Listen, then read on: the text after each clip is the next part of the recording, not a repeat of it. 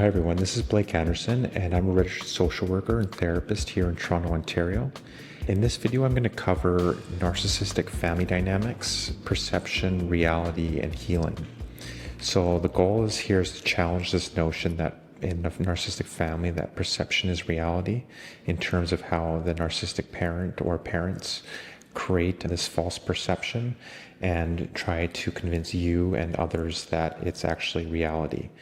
So I'm going to be challenging that, and I'm also going to be talking about promoting truth in terms of aligning yourself with the truth.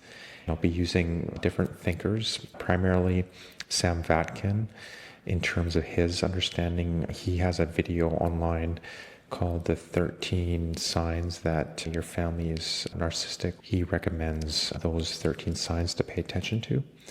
And then I'm also going to talk about bone family therapy in terms of that approach, as well as family constellations, understand a certain level of philosophical depth to protect yourself from these dynamics if they should be occurring in your life. So that's my general introduction, my core thesis that I'll be presenting in this video. So in terms of the core dynamics from Sam Vatkin's framework, he has his own approach and theory around this. He says that mentally ill families as pathological environments generate mental illness. He says that if you are in these families and are constantly in contact or engaged in these dynamics, it will lead to mental health illness for every member in the family. And so he talks about 13 signs or red flags of toxicity that are amplified by the narcissistic family.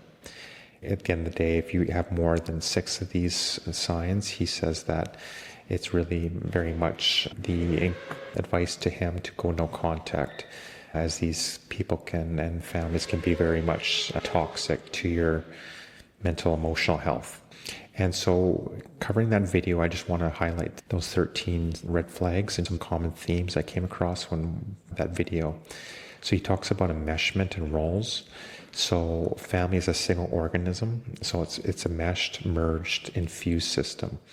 So this is the sense that individualization or individuation forbidden. Family therapy also talks about differentiation. So that's another way to think about it. But also, as Carl Jung would say, individuation. Any sense of autonomy as an individual is seen as a threat to the dysfunctional family. From the family systems perspective, it's like a functioning cell, right? Everything's connected and there's no differentiation of the individuals. And so this echoes Bowen, his approach in terms of the undifferentiated family ego mass. He had the notion that in unhealthy or lack of differentiated homes, there's a notion of undifferentiated family ego mass. So that's similar to what Sam Vatkin's talking about, like the single organism that's operating. In terms of this, there's the notion that typically rigid family roles are assigned or emerge in these families. So there's the golden child, which is idolized, the scapegoat that is devalued and blamed. And then there's the lost child, and there's other different roles that you can kind of look into, but I just mentioned those 3 main ones. Typically, the narcissist uses those roles. It's about their splitting. As these individuals see things in black and white, they project their negative traits onto the scapegoat. And then also with the golden child, they tend to elevate them and idolize them. So these are the splitting that occurs. And then there's also the notion that the narcissistic parent or parents will create a certain level of competition between these siblings. And so you're not having a relationship with your siblings in this situation. You're competing for these roles in terms of being either the scapegoat or the golden child. And that kind of distracts the kids as well, but it's not a supportive and caring environment. And in that it's more about competition and about serving the narcissists in terms of these roles. And so the scapegoat is a container for narcissistic disowned negative traits. In terms of transactional relationships, others are viewed as extensions or tools of gratification for supply. It's really about interactions for the narcissist getting their needs met in terms of their narcissistic supply, so need for admiration and attention. That could be both positive and negative. But then there's also in these homes tends to be role reversals. So Sam Vatkin in his video talks about parentification. So children parent parents or are treated as adults prematurely. and this disrupts the natural hierarchy of the family. And this harkens back to family constellations, and there's a view within that framework in terms of orders of love. And so those orders of love, that hierarchy can be distorted, or, basically the children become the parents or become like therapists for their parents. So that's the understanding of enmeshment and roles that occur. So I'm going to just zoom out here and fold that and show you. So this is in terms of the narratives and boundaries within the dysfunctional family. So they're exclusionary or permissible boundaries. Exclusionary or permissible boundaries. And so they can be xenophobic, excluding outsiders. So typically that's like a cult-like behavior. So they're suspicious of others. And there's a certain not allowing of others in the kind of family unless really monitored. Healthy families maintain a balanced permeability. A healthier home allows other people they trust to come in the home, and there's not this controlling of outsiders as there is in these dysfunctional families. Lack of boundaries leads to emotional incest. This is a real over-reliance on using the child as a therapist or a soundboard in terms of some of the conflict that might be occurring. Perhaps there's triangulation between the parents. And so that's just to know that occurs, as well as actual incest and other physical and emotional abuse. There's also the emphasis on appearance. This is the notion of perception as reality. There's pseudo-mutuality and pseudo-hostility, which I've covered in other videos. That's just the notion that there's a prioritization of facade of perfection or hostility over substantive dynamics. It's more about appearances and what is perceived versus what actually is. And so this masks internal competition and abuse. And there's also the notion of cult mentality and loyalty demands. And so this is a forcement of adherence to dominant narrative, so the family narrative, and what in, political terms could be called like party lines. You have to speak the narrative and go along with the family, and there will be challenges to going against this narrative. And so that usually the scapegoat early on realizes that if they speak up or in some sense just be themselves, then there's typically this challenge, and it's met with a certain amount of punishment or coercion and unhealthy dynamics. There's also unspoken rules and myths, so shared group psychosis or family mythology. This is the notion that there's usually a past that the family is all orientated towards, or has to basically, it's just this notion, this like a kind of false family mythology, and also can be also thinking about the future too. So there tends to be not a lot of present orientation in these families. There's also a notion of mind reading and shared psychosis. So assumed knowledge of others' thoughts and feelings and shared delusions. So it's never spoken explicitly. It's kind of hidden within the text, so these homes, there tends not to be explicit with what the parents ask or demand, but rather it's used often very in covert or subtle ways in terms of always keeping the family members, particularly the kids, guessing what the narcissist wants or needs. There's many reasons for this, but it's obviously not healthy. It's not transparent. That's why a lot of my clients will speak about feeling like walking on eggshells.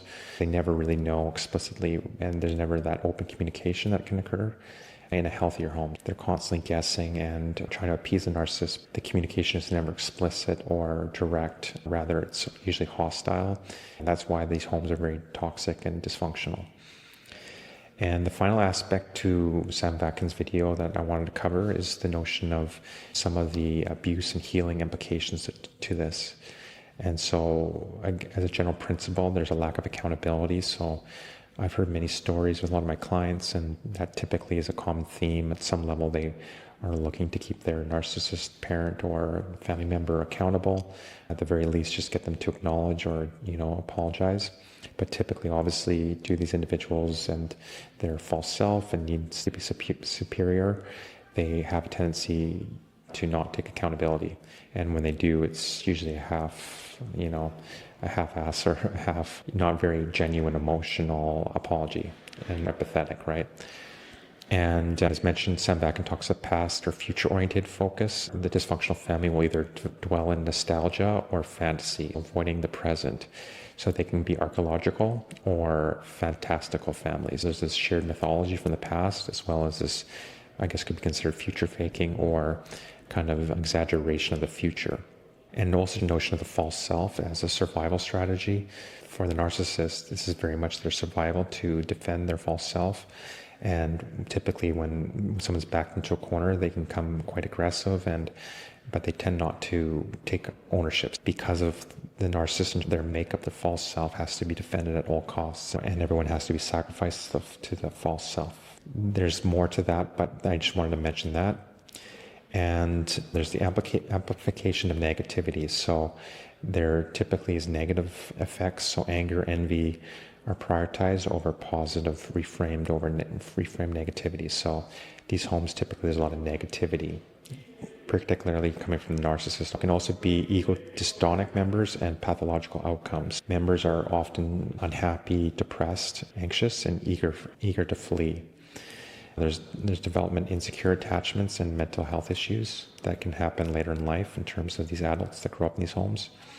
And outsiders perceive families as single dysfunctional entities. So often when I was in child welfare, you would sometimes see certain families and you would see these patterns where the family would act as an organism and be a shared unit. There was observation of a certain level of enmeshment and acting as the single unit or a collective ego mass, as Bowen would say. So that's an understanding of these different signs that occur in these homes. So I definitely encourage you to check out Sam Vaknin's video on the 13 signs.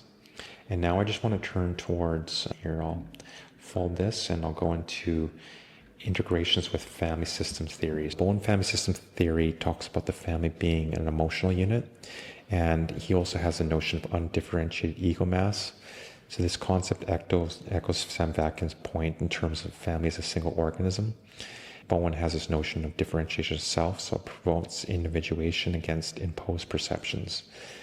And so that's to be more healthy as you individuate and you become both connected to the family, but you're also independent. That's maintaining one's identity and emotional functioning while staying connected to the family. Even if the family is really dysfunctional, I guess it's the question of whether you want to stay in contact.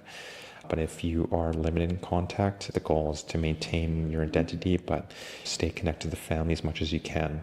And that's the trade-off, but there's obviously can be sometimes challenges with that as well. In terms of family constellation theory, he talks about the violations of orders of love. That's a central concept, and that's the notion of there being a natural hierarchy of family members within the family, and the parents giving to the kids. But then there can be this distortion that occurs, and so that these parents can parentify their children or make them as though like a therapist. There's a notion of emotional incest or parentification. That's from a lens of family constellation. They also talk about hidden loyalties, unresolved parental traumas influencing current struggles. The notion is that some of the latest research coming out is the notion that these individuals that are narcissistic, it's more about nature, not necessarily about nurture in terms of the environment they were in. The environment, I guess, causing it in some sense that there maybe is a predisposition. It's the environment as well. So just understanding that parents could have unresolved parental traumas that are influencing the current struggle you're dealing with. By restoring orders, by acknowledging hidden dynamics, that's the approach within family constellation is speaking to these truths and speaking to these hidden dynamics and to make them more explicit and transparent. And once they are said or acknowledged within the family, that's what leads to healing. But if you don't have a family willing or able to acknowledge the dysfunction or the way in which they show up, then it's really hard to do that. Within family constellations, you can also consider, doing that on your own. I do have a course where I walk people through ways to do that. It's called the Scapegoat Recovery Program.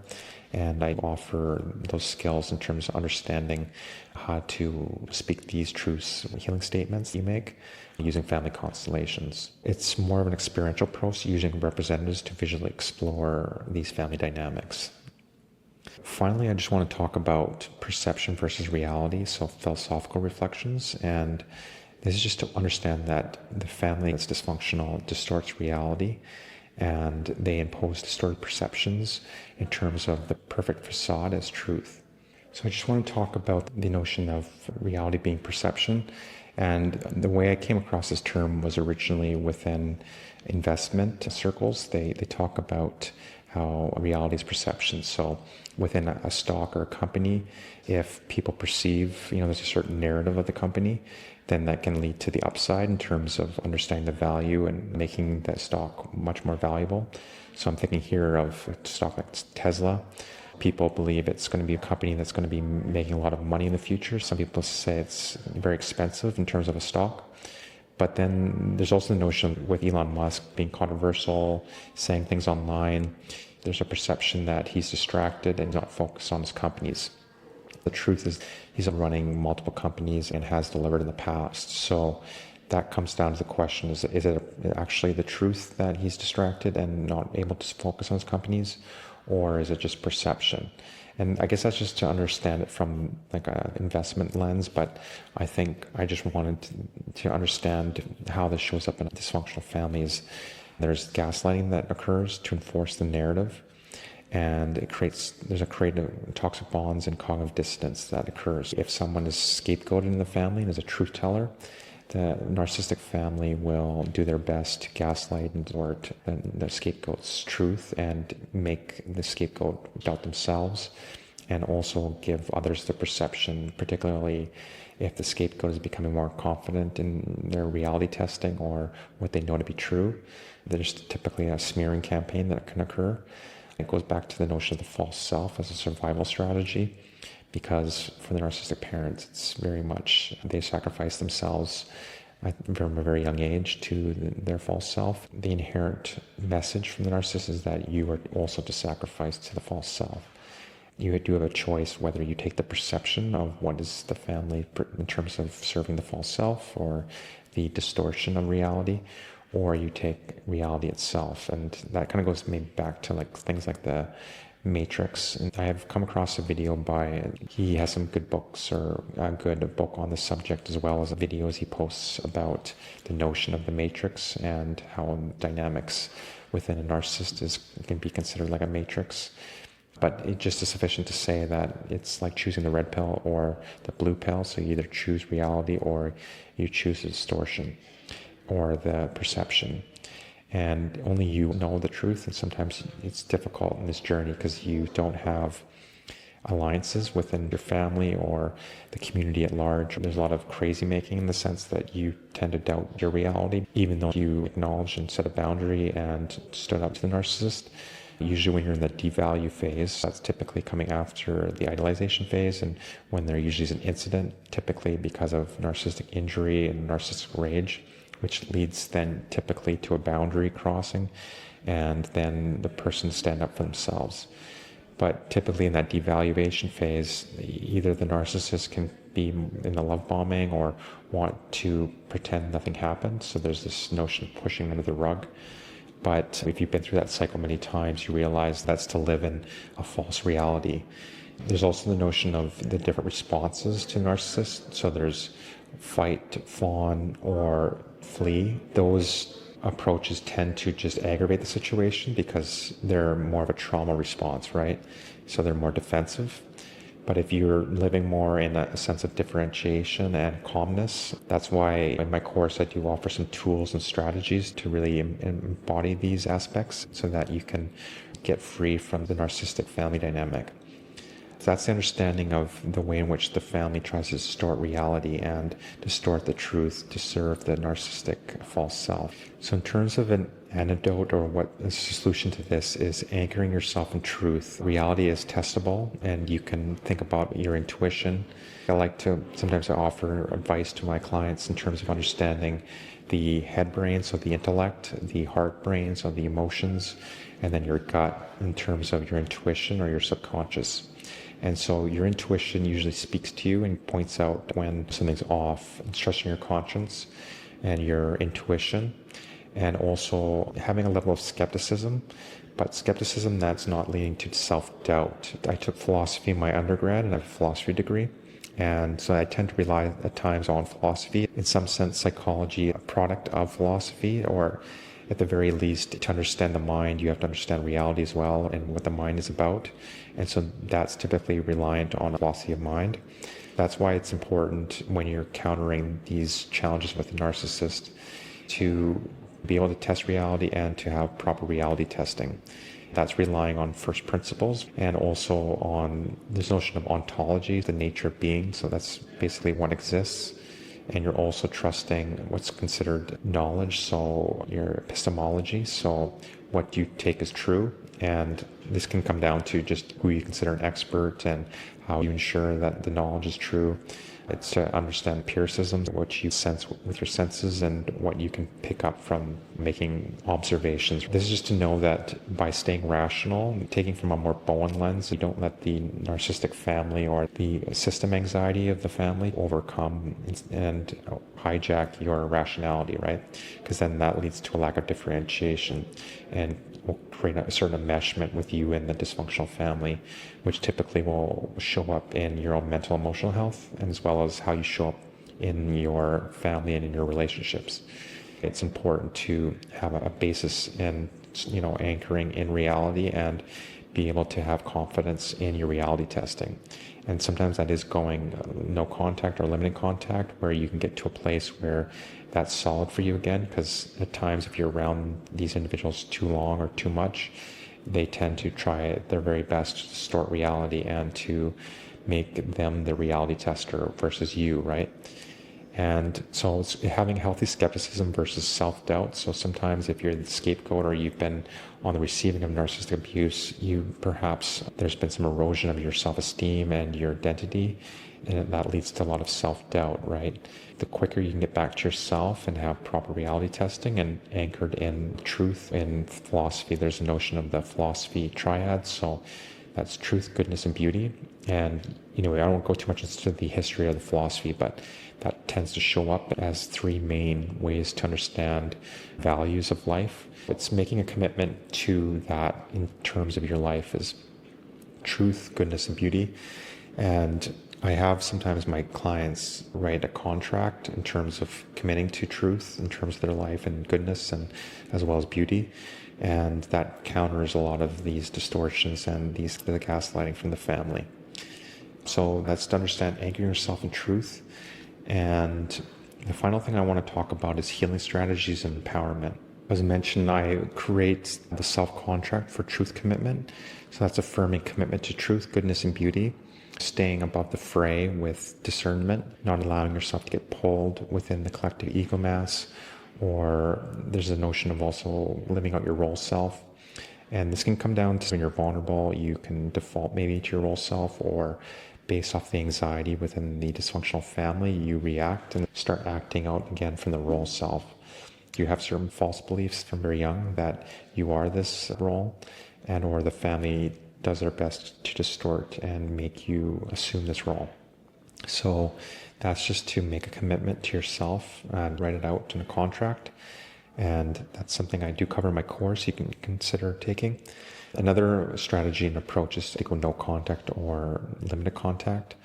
If you decide to go no contact, I would say some of the first steps is to reparent yourself via healthy archetypes. So there is an approach called inner bonding therapy, and that's to know that you have these inner archetypes, the healthy father and the healthy mother, or you also have the unhealthy aspects of those. If you grew up in a home where you had more of the negative, then it's likely the case that you internalize that and have perhaps an inner critic or ways in which these unhealthy father and mother shows up in your life, or just in your own self-talk. So that's why I encourage my clients to consider reparenting themselves. You could pick up the book on reparenting yourself. I also cover that on my course. It's also examining false beliefs, going back to these earlier parts of ourselves when we grew up in these homes. If we were assigned roles or these roles were emergent within the family, it's typical that we would have false beliefs. That's just to go back to this performative logic, which understand that at a young age, what was said to us or what was concluded by us And then what did that lead about what we think about ourselves and the world? By examining that, we realize that those beliefs no longer serve us or no longer true. But that takes some journaling and insight into yourself in terms of how you show up in your life. Typically, if you're seeing certain consequences or behaviors that show up over time, or you get feedback from your partner or someone close to you that you continue to act out a certain behavior, it's typical that would be coming from a certain level of a false belief or limited belief. By figuring out the origins of that belief and how it came about, you're able to correct it and start thinking in a more positive and truthful way. So that's definitely an important aspect to healing, is to examining false beliefs. Again, just going back to fostering self-trust, think through rationality. So think as a rational being and regulate your emotions, no longer externalizing your emotional regulation to the family for confirmation or accountability. Entangled or ensnared in the situation with a dysfunctional family is typically that your emotional system is going to be very much acting out. And so that's why it's important to regulate yourself, and that could be through exercise, sleep, the way you're thinking. But often it comes down to regulating your immune system, and to talk about somatic practices. So you can consider active breathing and other regulation exercises. There's also the notion of trauma release exercises, so TRE. There's vagus nerve breathing that is often recommended. Yoga for trauma. So you can consider using any of those practices, both thinking about in a mental way in terms of journaling, examining false beliefs, limiting contact, and making a commitment to truth. Finally, consideration of intentional living. I have another course talking about designing your own personal manifesto. By understanding your values, mission statement, goals, and roles in your life, then you're being more intentional. And that's very much countering to some of the first understandings of individuation and being just more autonomous, is to come first from your own values, your own principles based off of your own conclusions, versus taking from the family of origin that's clearly dysfunctional and not mentally sane in some ways. So my overall approach and what I wanted to cover in this is just blending clinical insights and philosophical depth to give you some empowerment. This is challenging the notion that perception is reality. So again, typically in these homes, they want to convince you that their perception, particularly the false self, is the true and only narrative or only truth. And if you question that or act out in ways that aren't aligned with that perception, then you are often punished and or scapegoated, and or there's just difficulties. And again, I'll go more into that in other videos where I've talked about why this occurs. Hopefully in this video I gave you a good overview of the different aspects. I started off by covering Sam Vatkin and about his 13 signs of what can be considered a mentally ill or dysfunctional family. And then I also brought in bone family therapy, family constellations. I also talked about some solutions and talked about such as family constellation healing statements, anchoring yourself in truth using a philosophical orientation. Hopefully this video has been helpful for you on your journey. I covered a lot in this video, and hopefully it was helpful and you did get some tips. It's going back to healthy differentiation, individuation, working on yourself and regulating yourself. And in time and through effort, that will improve your situation. You will become healthier and much more of a calm force with regards to the situation. Thank you for watching my video, and if you did like this video, please like and subscribe. Thanks, and have a